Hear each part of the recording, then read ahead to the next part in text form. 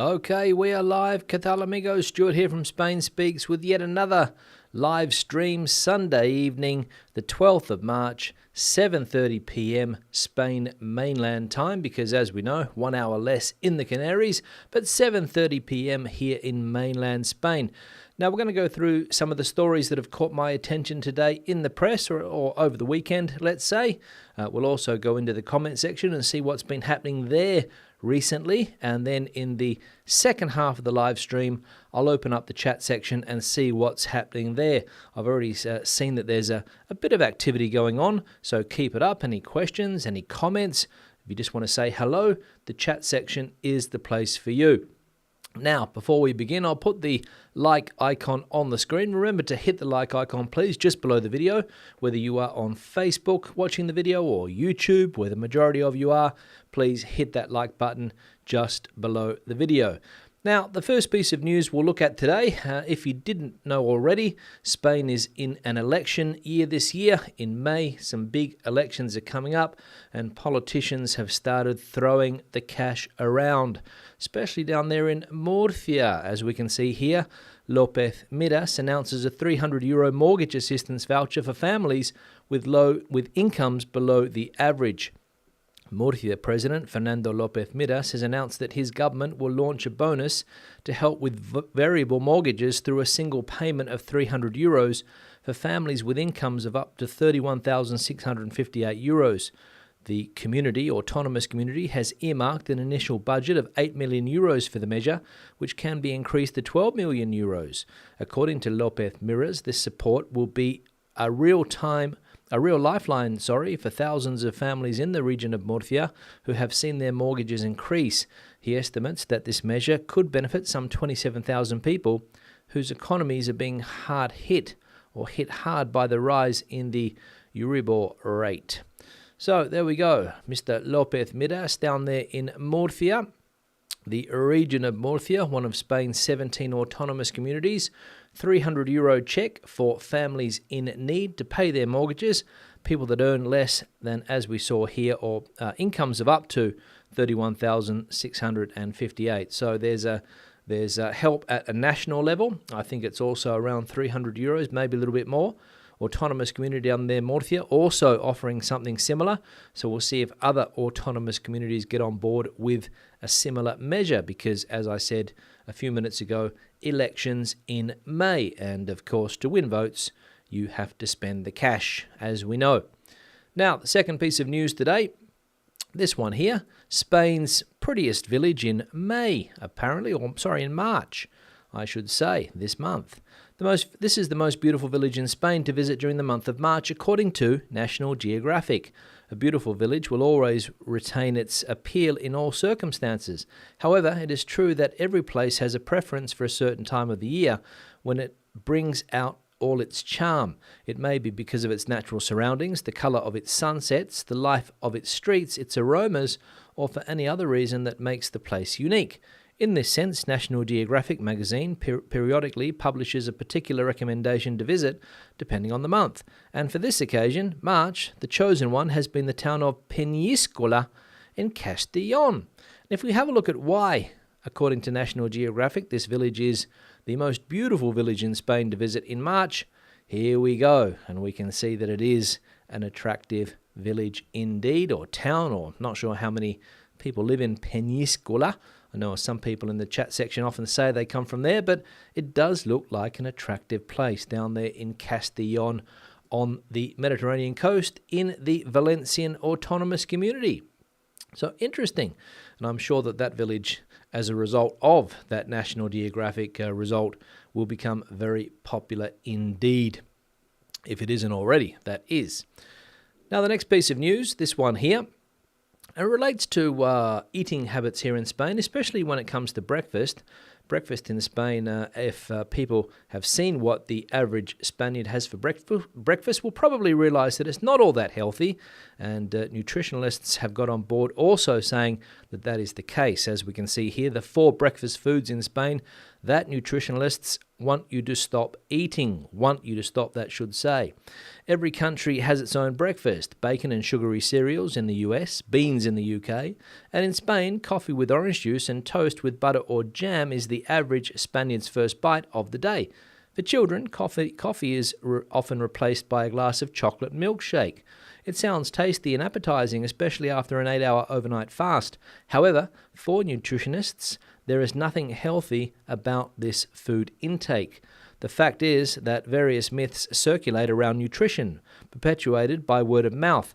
One of the most widespread is eat breakfast like a king, lunch like a prince, and dinner like a beggar or pauper. Without scientific evidence, it is nothing more than a cliche on which many people rely to eat calorie bombs for breakfast that are far removed from the concept of healthy eating. And the 4 main breakfast dishes that nutritionalists here in Spain want people to stop eating are these: juice, toast, pastries, for example, the Napolitana here in Spain, croissant, or chocolate milkshakes, aka colacao, which is the big drink here. And it is something that when you go out for breakfast, bar or restaurant or anything like that, you will realize that you are limited to basically those things there when it comes to breakfast choices. So at home, I think people will have to change their habits, eat something a little bit more healthy for breakfast, get the juice off the table full of sugar, get the breads off the table as well, especially the pan bimbo, which is a terrible bread in my opinion. Pastries, too sweet and fatty. And the last thing there, that sugary colacao chocolate drink, which if you have a look at the side of the packet, you'll see that it's something like 79% sugar. And funnily enough, some people, when they drink colacao, put extra sugar in it. So we know where that's heading. So we need to change our breakfast habits here in Spain to start the day off with a healthier breakfast, according to those experts. Let us know what your breakfast is in the morning, whether you have a traditional Spanish breakfast like that one, or maybe a sugary cereal or something, or beans, as we saw there in the UK, if people are still eating that for breakfast. Maybe if you have an English breakfast, I suppose you would, but on a general day, I don't know. Let us know what your breakfast habits are in the in the chat section, or the comment section below. Now, the next piece of news, this one here, about the use of language in the United States, especially the Spanish language and the English language. And apparently it's gone viral on TikTok, the fact that English is not the official language of the United States. And something that nobody knew, according to a professor there. There are more than 7,000 forms of language in the world, including languages and dialects, a linguistic variety which, given that there are more than 7.9 billion people in the world, is hardly surprising. Of all the languages, English stands out as the most widely spoken language in the world. The success is partly due to the former British colonial presence, but also to its establishment as an international lingua franca for cultural, scientific and business exchange today. Part of the blame lies with the US, where much of this cultural content that is consumed in all corners of the world originates. But what many do not know is that English is not the official language in the US. So explains Alejandro Torrealba, a Colombian-born professor currently working at Liberty University in Virginia, United States, where he reminded his students and followers on TikTok of something that many had not even stopped to think about, and that is that English is not even the official language of the country, despite the fact that they are always proud of it wherever they go. First of all, there is no place in the US Constitution where it says that English is the official language of the US.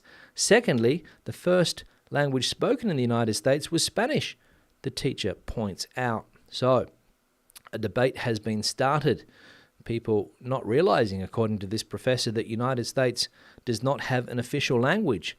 English, of course, as we know, the most widely spoken language there, but Spanish, the first language spoken in that territory, according to that gentleman there, no doubt true, I imagine, considering that the Spanish did get there first, I think.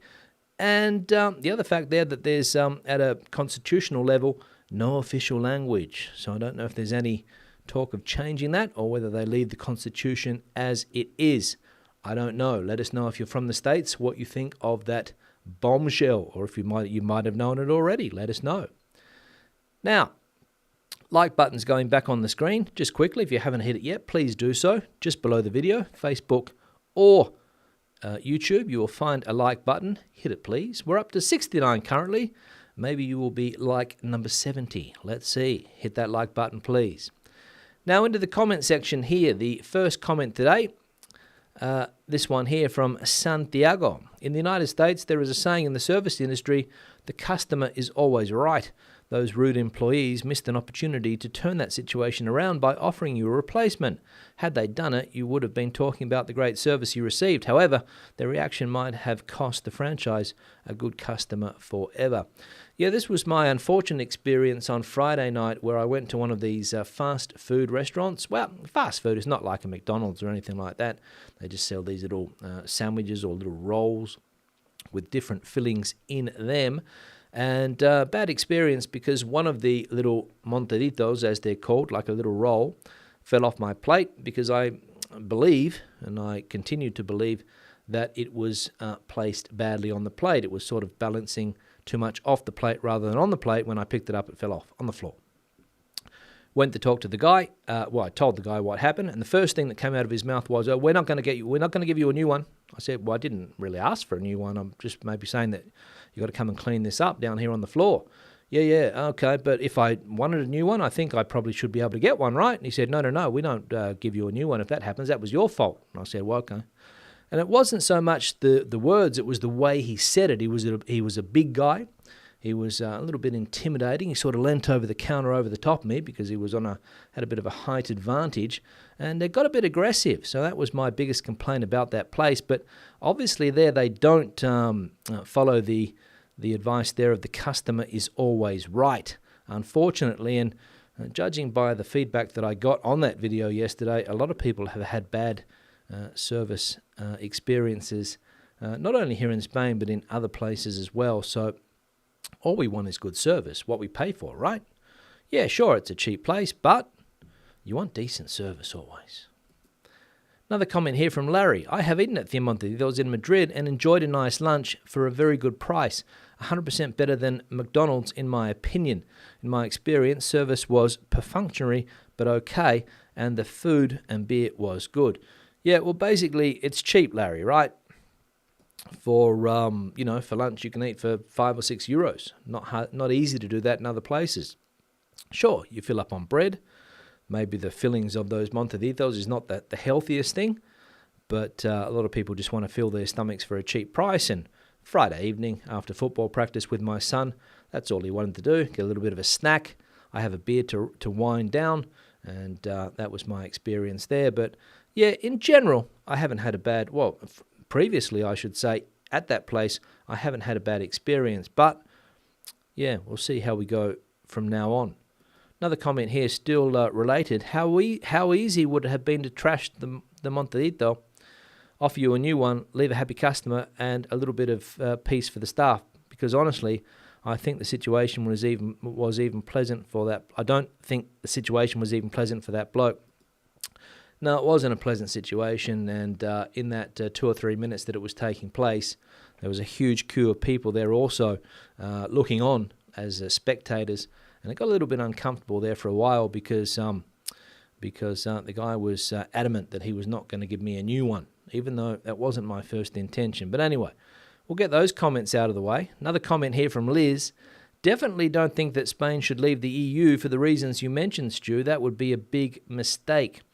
Yeah, in my opinion too, Liz, I think the European Union is, well, according to who you talk to, some people think that it's a rocky union at the moment. Some people seem to think that it's a solid union. But I think for countries like Spain, it's better to be in than out. That's what I would say. We saw during COVID how the Spanish economy was smashed. Who came to the rescue?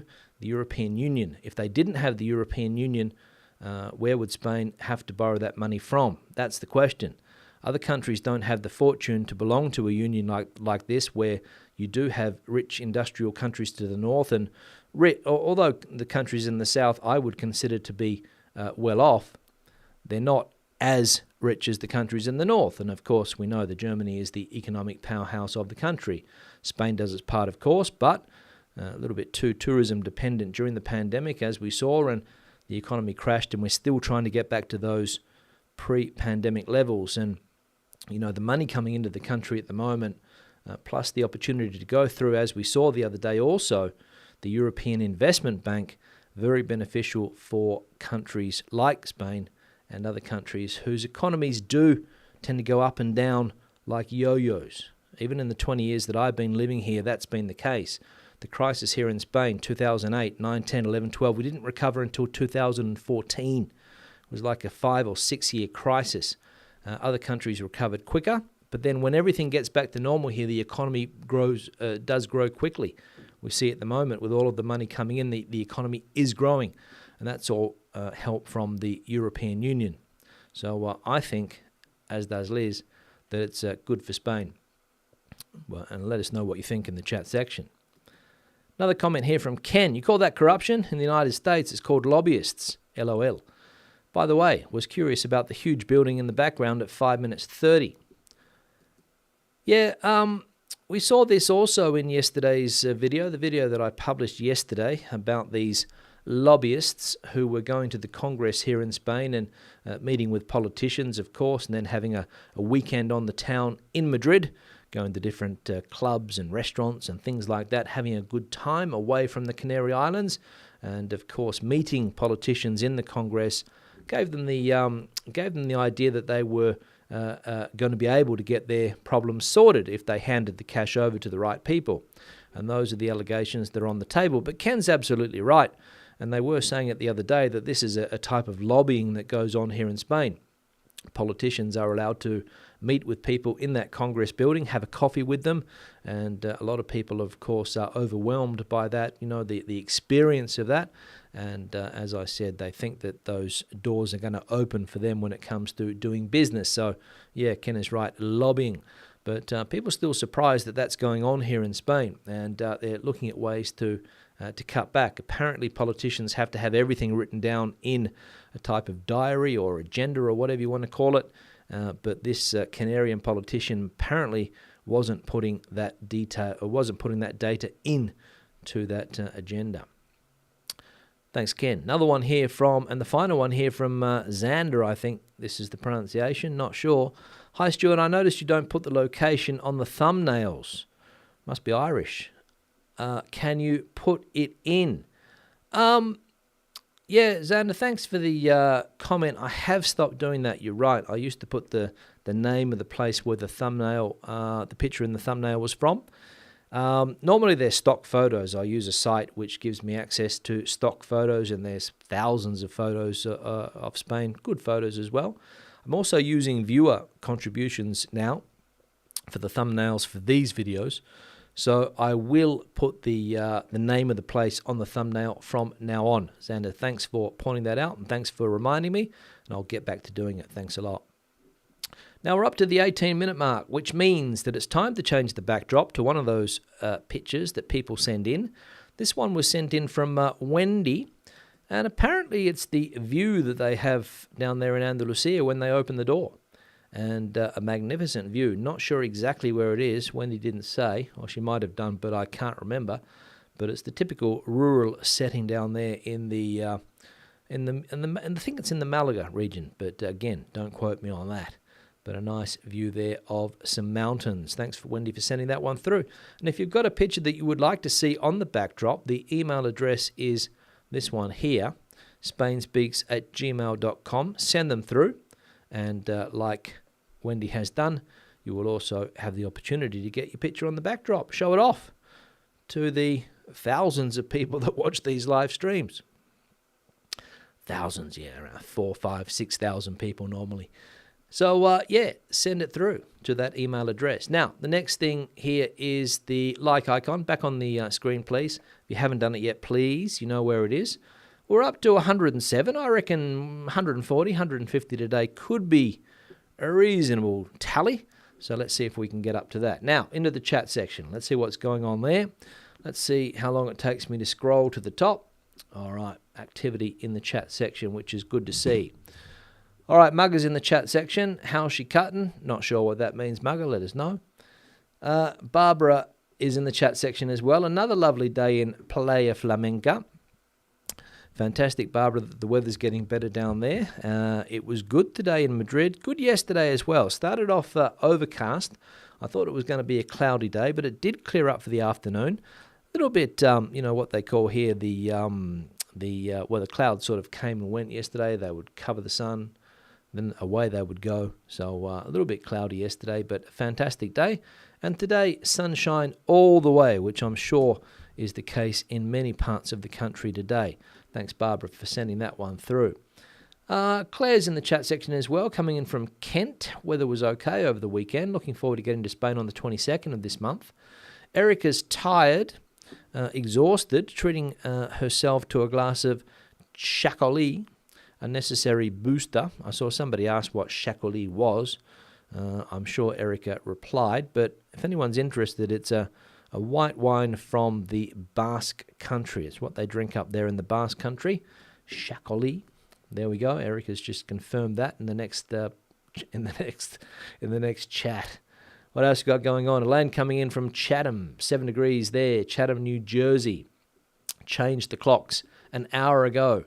Yeah, not sure when we changed them in Spain, to be honest. I think it's towards the end of this month. I'm fairly sure that is the case, but you guys there already changed. Interesting. Simon down there in Lanzarote, Calima today, but nice and warm. Marianne coming in from San Diego, saying hi to Mia as well, my little dog. She's not with me today. She's off somewhere, not sure where she is. She's normally over here on the couch, but not there currently. So I'll have to track her down when the live stream finishes, or she might start scratching at the door, which is what she does also. Stephen's back in Wales, but still enjoying a nice Rioja. Stephen, of course, and the family, I think, were down in Manilva, down there in Andalusia, for a fair while. But back in the UK now, waiting for the next opportunity, no doubt, Stephen, with that new stay regulation, of course. But I imagine you took a few bottles back with you. Hope they go down well. Amanda's coming in from Shropshire. Rosé drinking tonight, Amanda. Tony coming in from a warm Tenerife. Bit of a change to the UK. Yeah, no doubt, Tony, that is. Warm weather down there in the Canaries, and I'm sure the change has been good. What else got going on? Margaret Jean coming in from Devon, where the sun has gone. Hopefully it will shine soon. Where has the sun gone? Elaine asking location of this picture. Not sure, Elaine. It's somewhere in Andalusia. I think Malaga. I'd have to check the email again, but I think it's down there. All right, what else we got going on here? Let's have a look here quickly. Gina coming in from Toronto. No, it's not Madrid, Elaine. Not Madrid. Yogi coming in as well. Just returned from Murcia. Yogi, I think you're planning to move to Spain, and what were you doing down in Murcia? Checking things out. Hope all went well with that time down there. Hope you enjoyed it. Yogi asking about the digital nomad visa. Well, yeah, it's available, Yogi. If you meet the criteria, you shouldn't have a problem to get it. I think you need to have minimum income requirements, and what else do you need to have? Can't remember exactly. Maybe you need to have some type of health insurance as well. But it is available, so just apply and see how you go. If you meet the requirements, Yogi, go for it. Zach coming in as well, saying hi. Jen coming in also. Now, I'm going to put this on the screen because Jen seems to ask a lot about plátano maduro. It's not typical here in Spain. I've said it once. I'll say it again. If you want to eat this type of food, you've got to go to a Latin American restaurant, Dominican restaurant maybe, but people in Spain do not normally eat this type of food in their diet. It's a Latin American thing, not Spanish. So again, I'll put that out there. So I've seen that comment about 10 times. What else got going on? Remy with a Y coming in from Sant Feliu. NVN coming in as well, saying hello. Elena coming in. Clocks changed to daylight savings time early this morning. There we go. So that's the situation there in the States. And as I said, here in Spain, or the European Union, I think, because we all change, not until the end of the month, I don't think. Around maybe the 26th, 27th. Not sure. If anybody knows, let me know. Ezra, let's go to, hey Stu from Madrid, let's go a VB or a 4X. Yeah, don't know where, Ezra. If you can find one, good luck. Might have to be a Mao or something similar. Strega Lithia, quite tasty. But VB or 4X, don't think so. Don't think so. Grant Frank coming in. Grant coming in from an unseasonably warm Sierra there in Asturias. Funny that, Grant. 2 weeks ago, it was freezing there. Today, it's unseasonably warm. What's going on? Not sure. Is it normal?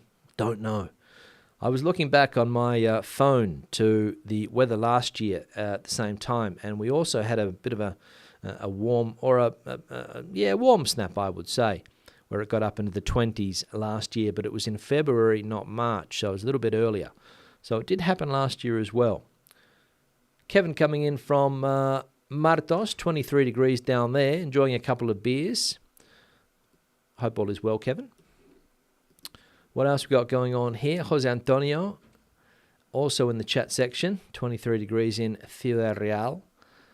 Ezra asking about the driver's license yet to swap over from the UK. They keep failing me in Barcelona as I don't speak Spanish and refuse to speak English during the practical exam. So, of course, I fail.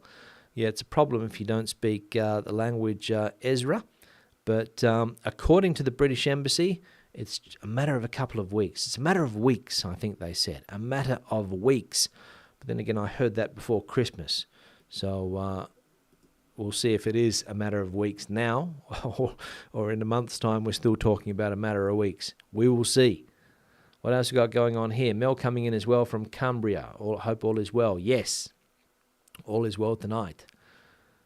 Ed coming in from Barcelona. What else we got going on here? Let's have a look here quickly. Tobias coming in as well from cloudy and chilly Alabama. Learned the term from your last video, hoja de reclamación. Yeah, now I didn't ask for the hoja de reclamación. I normally don't. I sort of move on and don't get stuck down in a bureaucratic process. I think something pretty bad would have to happen, but I'm sure there are people that do ask for this complaints form, which is what it is. And if you go into any establishment in Madrid and around Spain as well, but I'm talking from Madrid, so I'll say what happens here, is that on the wall, normally somewhere on the wall in front of you, behind the counter, there will be a piece of paper that says hoja de reclamación disponible en este local. So you will see them, and if you do have a complaint, fill it out and then try to carry it through. I'm not sure what happens if you do carry it through, because as I said, I've never done it, but they do exist. And it goes to the consumer organisation, I think, and they see if it is a legitimate complaint or not. What else got going on? Julie coming in from New Zealand down there, the land of the long white cloud, I think they call it. Hope all is well, Julie. Early in the morning for you. What's it? Is it 8 o'clock, 8 a.m. or something? Blind Spot Traveller coming in from Cuzco, Madrid. Hasn't the weather been great? Been out of Madrid Saturday and Sunday filming for my YouTube channel. So Blind Spot's also with a YouTube channel. Check that one out. I haven't seen it, but I will have a look now that I know the name. Let's have a look. What else we got going on here? D's in the chat section as well from Oliva. Daylight changing very quickly. Enjoying the early morning works, says Remy with a Y. Says Remy with a Y, replying to Ed. Yeah, Remy, I'm also noticing that the early mornings, when I get out around 7:15, the sun is starting to come up, which for me, so I'm a morning guy, I actually prefer it. So I know a lot of people prefer the late afternoon sun, but I'm an early morning sun guy. I like to walk early in the morning when the sun is up. Not as early as it is in Australia when I go back in the summer. The 5:30 in the morning you can start walking there, and you need to put sunglasses on. All right, what else we got going on? Let's have a look at the chat section here still. Now we're up to the 29-minute mark. I'll change the backdrop again in just a tick. We've got some feedback about Peñíscola. Difficult word to pronounce that one, Peñíscola, because it's got the ñ, and of course I think they have that tilde. I think they call it like a little thing over the I that you need to stress it. Peníscola on your picture is what I remember for the first time I went there. Nowadays, the view isn't that nice, taking into account all the buildings that were crammed all along the coastline. Yep, that is what's happened all down that Mediterranean coast. I'm sure a lot of those villages that were very picturesque 30, 40, 50 years ago, today, construction gone crazy. Because everybody with a spare euro in their pocket invests it on the Mediterranean. What else we got going on? Let's have a look. Jose Antonio is talking about his breakfast. Mine is bread and olive oil, sometimes with tomato, others with lemon and salt. Yeah, I suppose that's not unhealthy, Jose Antonio. I think they were getting to that type of bread, that pan bimbo, that the thick sliced bread that you have for breakfast in the morning. If you go to a bar and they whack a bit of butter on both sides and then put it on the grill. I think that's what is not very healthy, considering all the trans fats in that product. And, of course, the juice, pure sugar. Because, let's be honest, you would never sit down and eat 3 oranges, would you? But you drink a glass of orange juice with 3 oranges. That's the problem, I think. Muesli, banana and tangerine is Simon's breakfast. Sounds healthy. Anna never eats beans for breakfast. Probably a good idea, Anna. Maybe every now and again, if you're on holiday and you want an English breakfast with all the works, why not? Mugger, Weetabix with semi-skimmed milk. Yeah, I like Weetabix too, Mugger.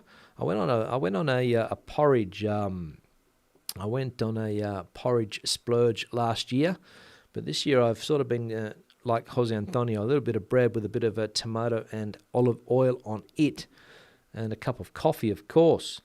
But maybe I need to change that. Don't know. Andres coming in from Pasadena. I'm trying not to eat breakfast so I can get used to it when I move to Spain 2024 for jubilación. Maybe a croissant or pan tostada con café con leche. Yeah, croissant I think was also on that list, the bollería. Again, different types of bollería. Pastries, bollería. You've got the industrial ones, which are terrible. And you've got the freshly made croissants, which every now and again, of course, maybe at the weekends, knock one of those off. I do. Now, though, I'll put the like icon on the screen again. 144 currently. I thought that would be the tally for today. 150 maybe. So if you haven't hit it yet, please do so. Just below the video, whether you're on YouTube or Facebook, you'll see a like button. So hit it, please. Hit it, please. Now, I'm going to change the backdrop. Let's go to this next one that was sent in from Stephen. And apparently it's a salt lake in the background down there in Torrevieja, I think. I think he said La Mata Torrevieja, if I remember correctly. But anyway, down there, not a bad picture. The lake in the background and, of course, trees in the foreground. So thanks, Stephen, for sending that one through. And if you've got a similar picture to this one, or any picture of Spain, maybe a picture of your breakfast or something like that if you're having tomato on toast, spainspeaks@gmail.com, which somebody the other day did send me their breakfast through, which was the typical Spanish breakfast, café con leche and pan tomaca, as they say in Catalonia, pan tomaca. All right, what else got going on here? Jose Antonio adding to the Spanish in the US debate. 2/3 of the current US formerly spoke Spanish. There we go. 2/3 of the current US states, I imagine that you mean there, Jose Antonio. Thanks for sending that through. Yeah, especially in the south of the country, as we know, New Mexico, California, Florida, all of those ones down there. Probably more that I can't think of the names of at the moment. Kathleen, porridge, absolutely, yeah, that's what I was onto last year. I was buying the oats. I couldn't find the oats that I used to have back in Australia. Didn't sell them here, but they had one called Quaker's oats, which were, decent. Bit of milk, bit of water, and away you go with your porridge. Filling, absolutely filling. But when it gets a bit hotter, I don't recommend that. Mugger coming in from This Week in Dublin, a bacon sandwich and a black tea. There we go, bacon sarnie or a sanger.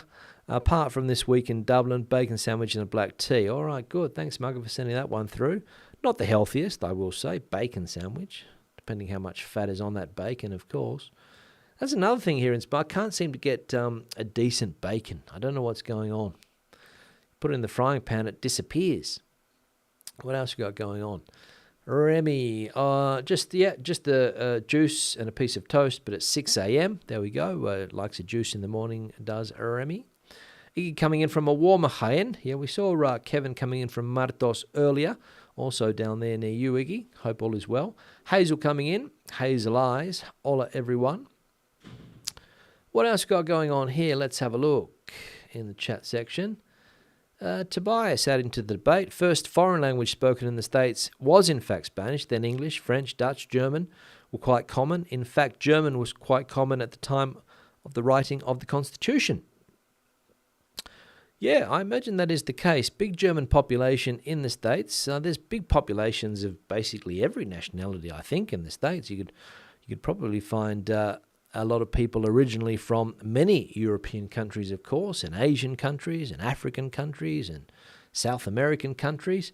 A real mix is the United States. But thanks, Tobias, for pointing that one out. What else got going on here? Lorna's Adventures after 50. Well, technically, Native American languages were first. Yeah, that's right. We can't forget those. Spanish, the first European dominant language in North America, and then French, English, and German followed. Thanks for pointing that out, Lorna. That's absolutely true. The native languages there. Not sure how many of them there were. I imagine that all of the different groups didn't speak the same language. There would have been various languages there. That's a job for linguistics experts, of course, to work it out. All right, what else we got going? Let's have a look here quickly. I'm about 3/4 of the way through. Let's see. Elena says that she loves the Spanish breakfast, café con leche, but real coffee, not the torrefacto. Americans don't eat sugary cereals anymore, but gluten-free or plant-based or whole grain cereals. Yeah, maybe. I thought maybe they might have moved on from the days of Fruit Loops and things like that. I mean, even we used to eat Fruit Loops when we were kids, and basically it was just putting sugar in your mouth. The Fruit Loop, Cocoa Pops, cornflakes didn't seem to have as much sugar. Special K, can't think. Rice Bubbles, that was another one that we used to have. Frosty something or other, which again was just sugar. But yeah, we also used to eat those when I was growing up in Australia. No wonder I've got fillings. All right, what else got going on? Terence coming in, adding to the breakfast debate. For me, at breakfast time, my intake is as follows. Cereal, either muesli or bran with fruit and soy milk, a yogurt of fruit and nuts, cafe solo, lovely jubbly, says Terence. Yeah, sounds nice, Terence. Sounds like a healthy breakfast. I'm sure that you've got your blood pressure controlled with that breakfast and cholesterol levels down, which is important. Hi, Spain was happy to belong to the EU when their bacon was saved. Yeah, I don't hear anybody complaining about the EU here in Spain, Heidi, to be honest. Everybody that I speak to seems to be pro-EU. Maybe there might be some extremist parties that maybe would like to get out of the EU to get back that sovereignty. But apart from them, I reckon 80% or even more of the population would vote in favour of the European Union even today. What else we got going, as they did back in the day? What else we got going on here? Jan, porridge with blueberries, cup of tea, no sugar for brekkie today. There we go, another porridge, a porridge liker. What else we got going on here? Let's have a look. Dave coming in, fruit and fibre, except on a Sunday when it's desayuno inglés completo. There we go, one day a week, Dave. No harm. But the rest of the days, fruit and fibre. What else we got going on? Ray Kearney, London. Hi, Stuart, myself, my partner, Nora, always have a healthy breakfast of eggs, avocado, tomatoes and toast. Cheers. Again, sounds healthy there, Ray. Avocado smashed avo, which for some reason has become popular. Smashed avo. What else we got going on here? Let's have a look. Tanya asking, have I lived in UK or Germany? Do you prefer Spain? Thanks for sharing.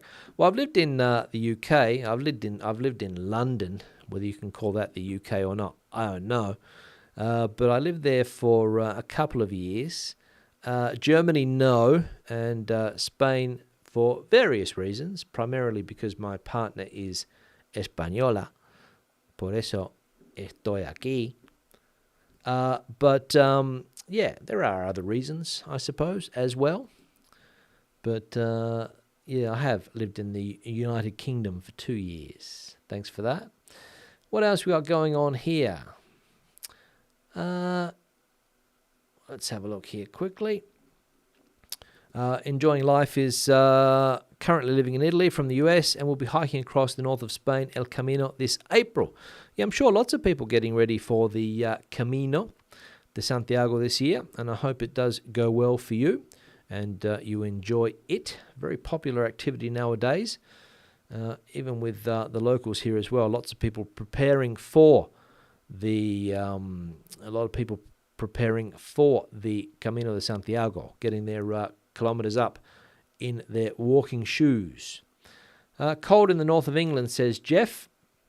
What else we got going on here? Killian in the chat section as well, having a nice glass of West Aussie Shiraz here in Dublin. Looking forward to Spain next Saturday morning and hopefully a grand slam in the evening. There we go.